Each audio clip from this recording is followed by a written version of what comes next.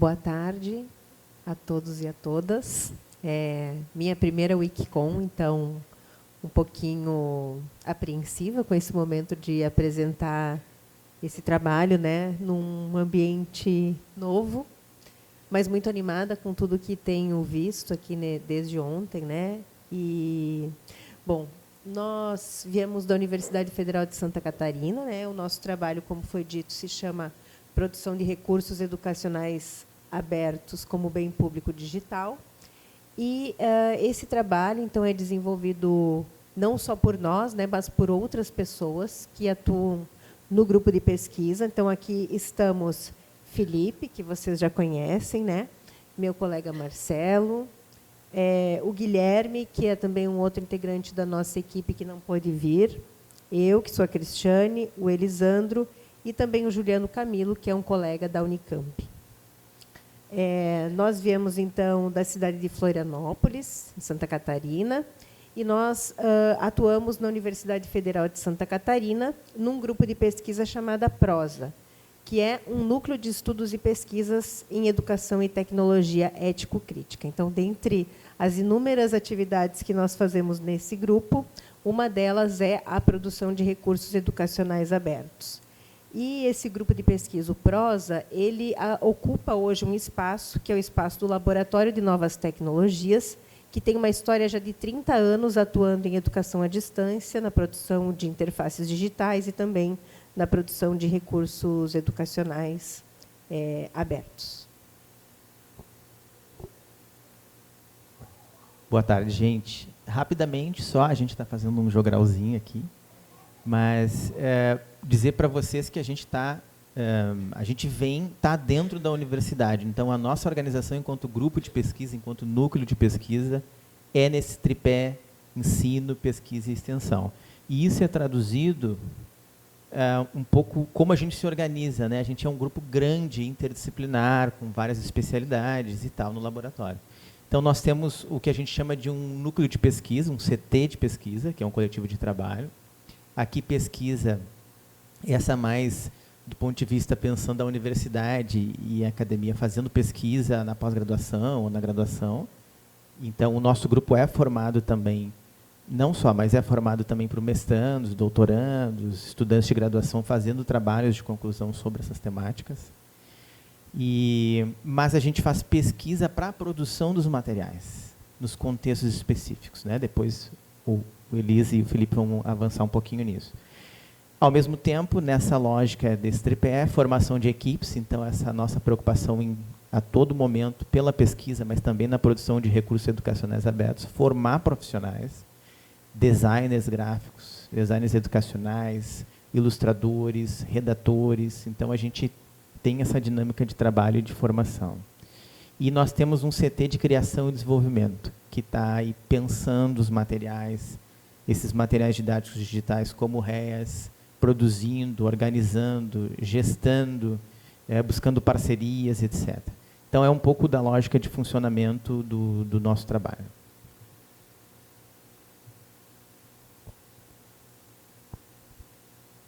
Boa tarde, pessoal.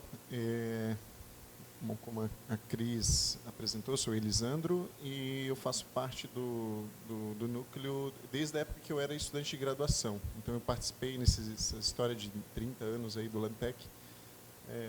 Eu vivi fases diferentes, né? E aí, aqui a gente só vai exemplificar alguns projetos desses que funcionavam a partir desse tripé que o Marcelo coloca, que vem muito da ideia do tripé da Universidade de Pesquisa, Ensino e Extensão, né? Mas que o laboratório um pouco coloca como uma filosofia de trabalho para desenvolver projetos desse tipo, necessariamente envolve articular essas dimensões, né? Então, não é estanque, né? Pesquisa, formação e criação e desenvolvimento, mas é algo que se retroalimenta. Então, a gente tem, só como exemplo, né, de um projeto grande, né, de âmbito nacional, esse que foi em 2013 até 2016, mais ou menos, foi desenvolvido, a Educação na Cultura Digital. Pode passar, Felipe. Tem a plataforma MacRed, que hoje foi desenvolvida com FPR, eles fizeram mais o back-end, a gente fez mais o front-end. daqui a pouco eu falo um pouco mais o porquê, porque a criação das interfaces, elas é um pouco do que a gente tem desenvolvido, seja para recursos educacionais abertos, sejam plataformas, né? Porque é a porta de entrada, né? E aí é onde a gente, às vezes, desenvolve e não necessariamente comunica com quem vai usar. Então, a gente faz a partir do design participativo, a partir de pesquisa com usuários, né? Nem todo projeto é possível a gente fazer com pesquisas, né? Mas é o que a gente acredita que tem mais impacto. Pode passar, Felipe. Teve um outro projeto com a CECADI. Então, esses projetos são projetos com o Ministério da Educação e que são de âmbito nacional, né? Esse aqui é da CECADI, Trajetórias Escolares, Desigualdades e Diversidades, que estava relacionado muito com estudantes em situações de vulnerabilidade, relacionado com Bolsa Família, né? A condicionalidade, a frequência é uma condicionalidade do Bolsa Família. Eu não vou entrar aqui em cada projeto, porque cada projeto aqui é uma coisa enorme, né? Só para dar uma ideia para vocês de projetos de âmbito nacional que a gente atuou. Deixa eu passar. Também tem a plataforma de formação continuada do Ministério da Educação, que ela começou antes do golpe da Dilma, e aí a gente desenvolveu ela, mas ela acabou não sendo nem lançada. Então, isso aqui é um exemplo assim, do quanto que, do jeito como funciona, às vezes, a política. A gente começa projetos estratégicos que têm a ver com o desenvolvimento de políticas específicas e muda o governo, e muitas coisas ficam no limbo, né? E aí, isso tem um pouco a ver com o que o Felipe vai falar daqui a pouco. E, ultimamente, o projeto mais recente que a gente está desenvolvendo, junto com a Secretaria de Educação Profissional e Tecnológica, que a gente tem participado da política, tem feito o design da política, contribuiu, né, com a criação do design de política de formação de profissionais da EPT, e aí também com umas ações específicas, estratégicas, que tem a ver com o curso de especialização que foi ofertado, hoje é ofertado mais de 40 institutos federais, numa parceria entre a UAB, a rede UAB e a rede de institutos federais. E aí a gente tem produzido esses materiais, né? Então os recursos educacionais que a gente produz estão sendo utilizados, né, nesses cursos ofertados nacionalmente. Bom, a gente está falando tudo isso, né? Eu acho que o que o Felipe vai falar é o coração do que a gente gostaria de trazer aqui, né? Mas esses materiais, essas interfaces, elas têm a ver com a síntese de múltiplas expertises, né? Então, e é um pouco cada projeto, né? As equipes que a gente precisa vai depender do projeto, vai depender da natureza do projeto específico. Então, a gente monta as equipes a partir da natureza do projeto. Mas, seja os recursos educacionais abertos, sejam as interfaces, a gente entende ela necessariamente como a síntese dessas múltiplas especialidades. Então, o processo de produção é um processo de diálogo entre a maioria estudantes da graduação, né? Da graduação, da pós-graduação, né? Que compõem essas equipes. Muitas desses projetos, a gente chega a ter mais de 100 bolsistas, então tem né, e aí, assim, são bolsistas que, para a gente dar conta dessas especificidades, vêm de vários cursos da universidade, né? Então, design, letras, jornalismo, ciência da computação, psicologia. Então, é um pouco isso, né? Então, eu vou passar para o Felipe agora. Eu só queria comentar que, além desses projetos, o PROSA não faz só esses projetos grandes com o Ministério, né, e tal. A gente faz várias outras formações e tal, que a gente não vai mencionar aqui, porque eu acho que, especificamente, a gente está falando da produção de recursos educacionais abertos, ou de interfaces, que a gente começou a fazer um processo de licenciamento aberto, e eu acho que eu vou deixar. Deixa, valeu. Boa tarde, pessoal. Só vou pegar mais um material aqui que eu não trouxe antes. Né? Vocês estão vendo a imagem aí? Vou fazer um pouco mais interativo aqui, né? Um desses materiais. Quem é que entende de licença aí? Licenciamento de conteúdo? Alguém entende aí, por favor? Mais ou menos? Então, por favor, eu vou pedir para o nobre camarada aqui fazer ver se tem alguma incongruência aí, por favor. Fala para nós aqui. Aparece aqui, o conteúdo está licenciado em Creative Commons, no uso não comercial. Aí, tá, você vai. tá como CC BY, é o símbolo do CC BY, e tem um texto em cima falando que o conteúdo está licenciado pelo Creative Commons pelo uso não comercial, CC BY NC. Então tem uma divergência. E isso é muito comum, né? Eu acho que às vezes tem CC BY no CC BY NC, aí tem um texto falando que todos direitos autorais reservados para fulano, né? Valeu, camarada. Então, é um pouco disso, assim, né? Esse processo de apropriação desse processo de licenciamento, ele não é fácil, né? Então, a gente vai circulando, e aí, em alguns momentos, nesse processo de construção disso, que é o Wikimovimento, do movimento Wikimedia e da Wikimedia Brasil, em algum momento, a gente falou sobre a agência wikimedista, né? De como é que a gente vai entortando os processos para construir aquilo que a gente crê que seja, né, quando eu escrevi lá um trabalho, libertar os processos de produção e consumo de conhecimento. Então, esse entortamento, ele tem uma história, né? Então, se tem essa incongruência, como é que a gente conseguiu colocar no Commons? Então, a gente conseguiu colocar isso no Commons porque eu tinha acesso às pessoas que produzem esses materiais. Então, o acesso, né, a essas pessoas, vou até passar aqui, se quiserem dar uma olhada aí, aos produtores de conhecimento, ele nos possibilita pedir a licença. Então, se tem licença, a gente pode fazer. Não tendo a licença, não podemos fazer. E aí se desdobra, né, se abre um mundo, um universo de coisas. Então, esse livro aí está aí, né, eu presto atenção que vocês prestem atenção no tempo aqui, né? Então, observe o tempo ali, né? Então, a gente conseguiu cadastrar isso no Wikimedia Commons. Alguns minutos depois, a gente recortou uma imagem, né, uma ilustração. Alguns minutos depois, a gente botou num verbete específico. Tá? E essa imagem, essa ilustra, ela estava colada no recurso final, que é o livro, né? Então, eu cadastrei lá, fiz o recorte com uma ferramenta específica que tem, que você precisa saber mexer nela. Dentro do Commons, usei no verbete. Então, ressignifiquei aquele material ali, né?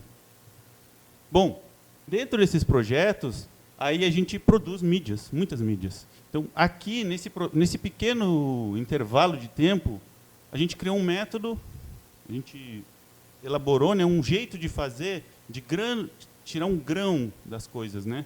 E aí a gente começa a entender que as coisas podem ser montadas, né? Assim que nesse negócio chegou aqui, um dia não tinha esse troço aqui, agora hoje, montamos ele aqui. Então, a gente vai montando os recursos, né? Então, esse aqui, né, dado a licença, agora compreendida de uma maneira mais qualificada, a gente consegue produzir esses recursos com uma licença adequada, cadastra eles separadamente, então um pequeno grão da produção de materiais mais amplos, né? Então, aqui isso aqui tudo produzido por essa equipe que a gente falou anteriormente aqui, né? Vou voltar um pouquinho. Essa equipe toda de pessoas aí, né? Aí a gente conquistou um espaço antes não existia, de atuar dentro desses grandes processos de produção de conteúdo aí educacional. Então, esses recursos estão cadastrados lá no Wikimedia Commons de uma maneira que pode ser ressignificada. Então, esse material foi construído num contexto e a gente pode ressignificar ele de outras formas. Daqui a um pouco eu vou começar a pedir ajuda para vocês ressignificarem outras imagens aqui, né? Até para a gente se posicionar de uma maneira mais específica, para a gente também entender o que essa comunidade aqui está entendendo quando enxergar algumas dessas mídias aqui, né? E até o que falta nelas, né?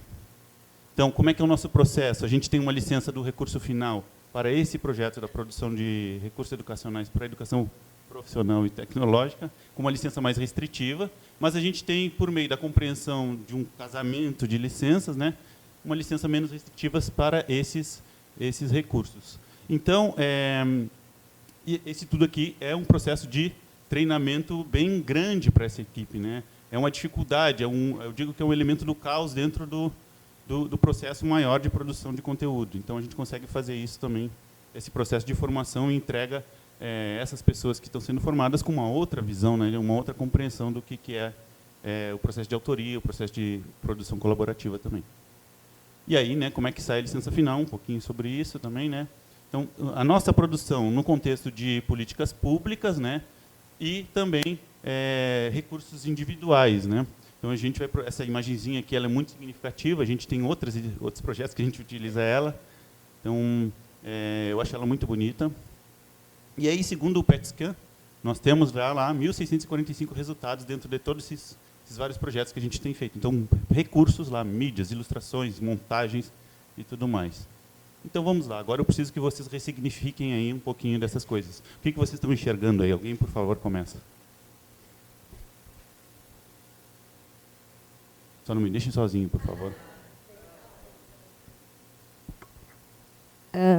Um mapa, né, que ele traz as terras indígenas. Aí depois tem um mapa maior que acredito que divide as regiões. E o central ali deve ser os projetos, porque eu não estou enxergando bem.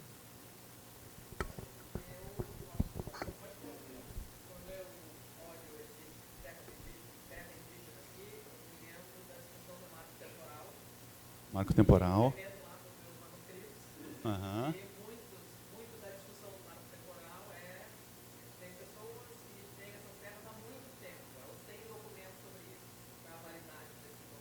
Perfeito. Então, esse tipo de trabalho que a gente pode ressignificar pode contribuir em vários outros... E a comunidade, né, se enxergando, também pode produzir coisas coletivamente, né? E aqui? Acho que fica evidente a crítica, né? Então, esses materiais, esses recursos estão sendo colocados dentro desses materiais que vão ser distribuídos de maneira mais ampla, né? Então, nós temos um posicionamento de se colocar, né? De novo... Vamos voltar um pouquinho agora. São essas pessoas aqui, né? Essas pessoas aqui, atuando em equipes para produzir esses recursos educacionais abertos.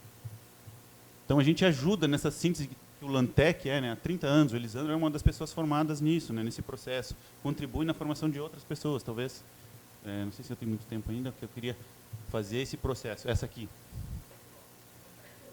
Né? Estamos aqui, julho acabando, né, 2 de julho, né? Então, já passamos pelo 2 de julho.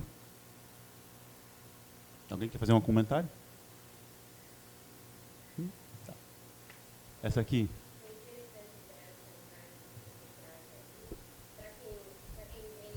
Para quem vem do Sul, eu sou do Sul e estou aqui em Salvador faz 2 anos e meio, estou fazendo mestrado.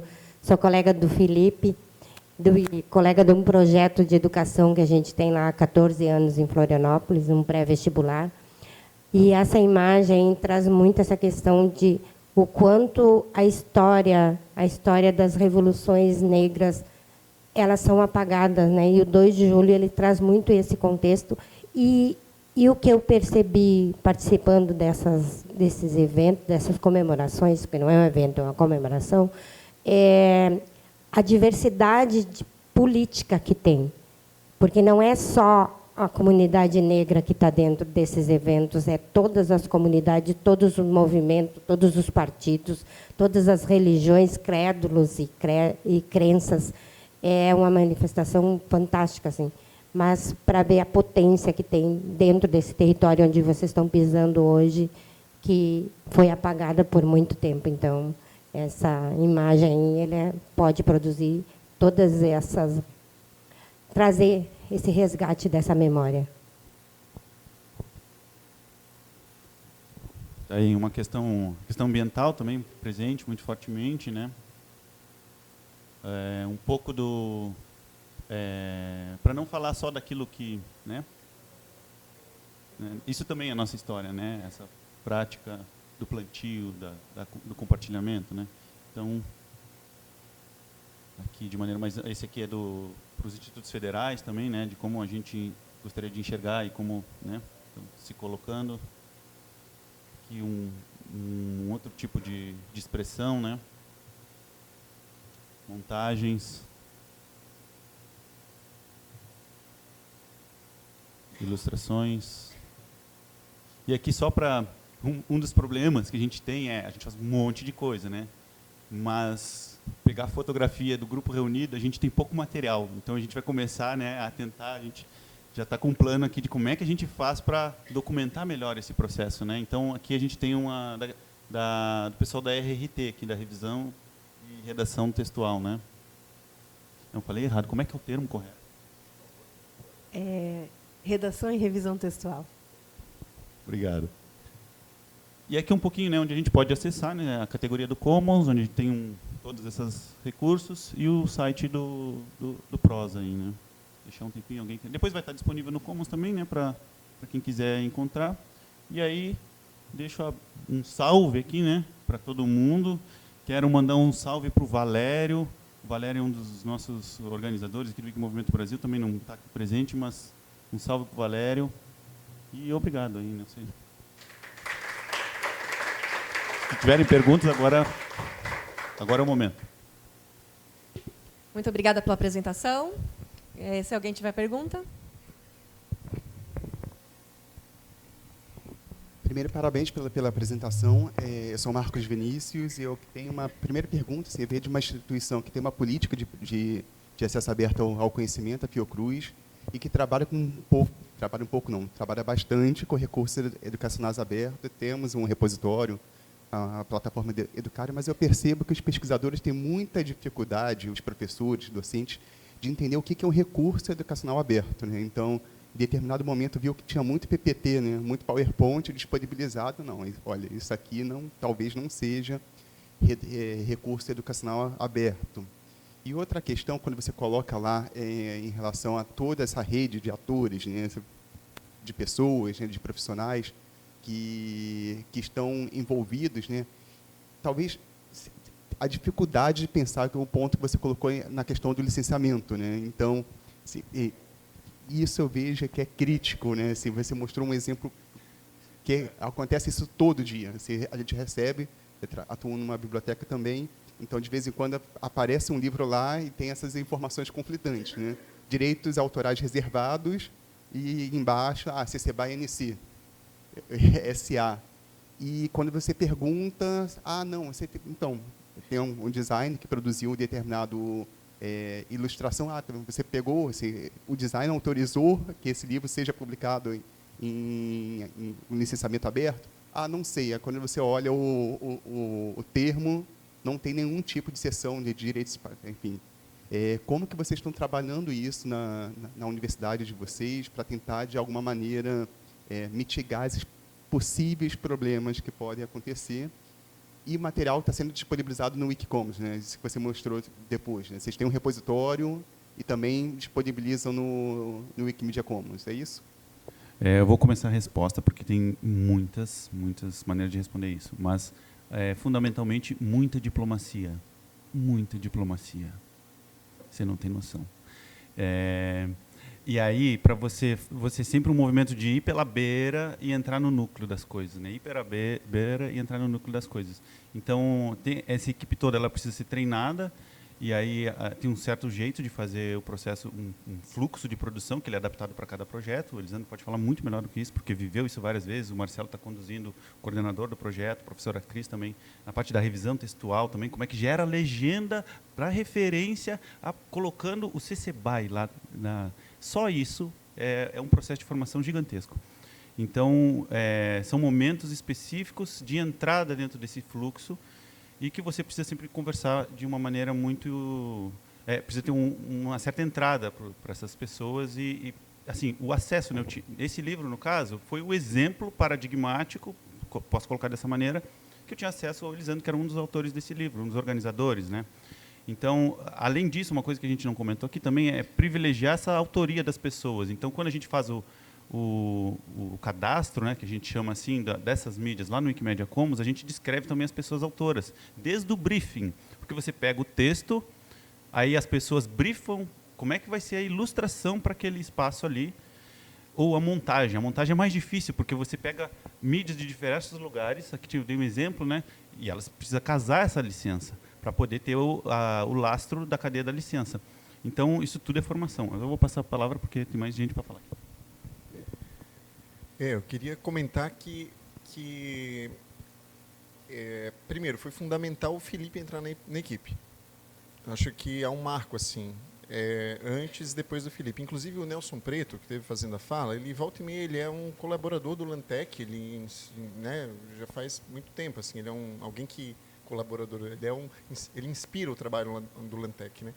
E ele provocava, porque no boom da EAD, das licenciaturas em EAD, especificamente, era onde a gente trabalhava, foi produzido muitos livros muito bons, assim, mas coisas assim de acúmulo de alguns professores que ministravam disciplinas e que tinham as anotações no papel e puderam transformar aquilo em livro, né? Vários livros muito bons. E era licença fechada, não sei se é assim, o nosso colega aqui, a gente estava comentando agora há pouco, ele deu uma aula para a gente, né? Dizendo que não, né, que a gente não tem copyright, né? Mas a gente bota o símbolo como copyright, né? E aquilo já dá um medo, assim, né? A gente precisa, por exemplo, para o pessoal da Universidade Federal de Goiás usar um livro, eu lembro que eu participei desse processo, para usar um dos livros, a gente tinha que passar por todo um processo de cedência para que eles pudessem só usar o livro, sabe? Quando eles quiseram mudar, trocando alguns dados para os dados do estado de Goiás, não de Santa Catarina, queriam servir aquilo. Nossa, foi um outro rolezão, assim. Então, assim, a gente vivia várias dificuldades práticas que a gente não tinha tanta clareza que tinha a ver com a licença, né? O Nelson Preto era um dos que provocavam a gente, né? A gente está fazendo isso com dinheiro público. E aí é interessante porque alguns projetos, sobretudo nessa mudança depois do golpe, na transição assim de governo, o que aconteceu foi que alguns projetos ficaram, eu diria assim, que ficariam no limbo, né? A gente produziu, fez muita coisa, mas não foi lançado. E aí uma das formas que a gente tem para considerar no próprio processo e o produto do trabalho como bem público já é a gente buscar licenciar os produtos intermediários, né? Acho que é um pouco isso. A gente produz recursos educacionais abertos, materiais formativos, que tem vários recursos intermediários que compõem. Então, a estratégia, né, que daí a partir da entrada do Felipe, a gente começou a elaborar isso, é como que a gente pode nesse processo. Porque mesmo se aqueles materiais não forem usados pelo Ministério da Educação, por exemplo, ou por quem contratar, a gente está garantindo que o nosso trabalho está sendo colocado no mundo, né? Está sendo disponibilizado de forma aberta. Então, é um pouco por aí que a gente está tentando atuar. Assim, o Felipe falou o número ali, mas a gente tem muita coisa de outros projetos, tem esses livros da EAD todos, tem muitas coisas que a gente não conseguiu ainda fazer, porque precisa de gente, né? Então, é isso. Por isso que a gente está aqui também, né? Para se articular com vocês aí, pensar formas de fazer acontecer isso, que é um movimento coletivo, né? E a gente tem o licenciamento, né, o licenciamento desses recursos, né, que o Felipe mostrou, que são ilustrações, são montagens, são enfim, todos esses grãos que compõem esses recursos educacionais abertos, é um exemplo daquilo que o trabalho que se faz gera como produtos licenciáveis. Então, os fluxos de trabalho que a gente desenvolve também, nós temos muitas ferramentas de trabalho, que são formulários, que são mesmo os formulários de briefing, né, que o Felipe comentou. Todos eles são produtos intermediários, também licenciáveis, mas que eles não compõem exatamente o recurso educacional aberto, mas são ferramentas que são criações da própria equipe, né, dessas equipes que o Felipe mostra ali, e que também são produtos licenciáveis.